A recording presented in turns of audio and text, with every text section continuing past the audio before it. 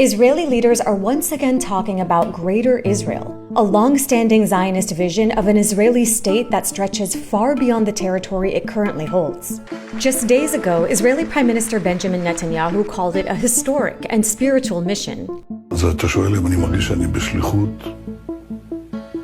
היסטורית ורוחנית? התשובה היא כן. It's a statement with huge implications, not just for Palestinians, but for the whole region, because it comes during Israel's ongoing genocide in Gaza, land grabs in Lebanon and Syria, and wars of aggression across the region. But to really understand why Netanyahu's words matter, it's important to recognize the role Greater Israel visions play in the Israeli national psyche, because it's not a new idea. Well before Israel was established, early Zionist leaders cited biblical texts to envision an Israeli state that would stretch across the region.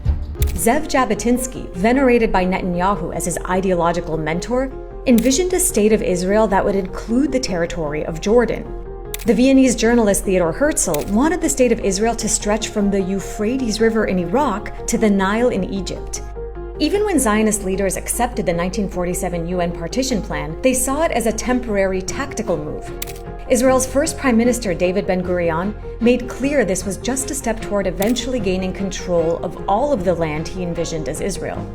In other words, what Zionists agreed then could later be expanded by force. And that's exactly what happened. In the War of 1948, Israel expanded the land it controlled far beyond the UN partition lines, and it ensured a Jewish majority in the Nakba by expelling more than 80% of the Palestinian population.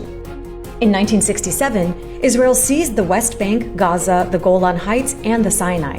And ever since, it has used facts on the ground, settlements, outposts, and military zones to keep expanding its territory across the West Bank. For decades, Israeli leaders avoided publicly expressing support for Greater Israel. But Netanyahu's recent comments shows that Israel's expansionist goals are becoming increasingly mainstream. Some Israelis have openly invoked Nazi Germany's Lebensraum doctrine, land conquest for living space, to justify Israel's territorial expansion.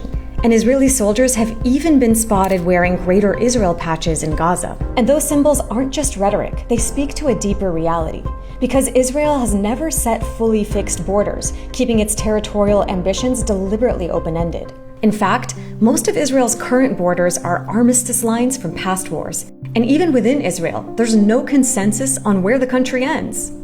There's a reason Israel has never officially declared its full borders. It keeps them intentionally vague. This ambiguity has always been part of the plan, allowing for territorial expansion whenever opportunities arise. Because if Israel's borders aren't officially set in stone and it wages war with impunity, what's to stop them from expanding?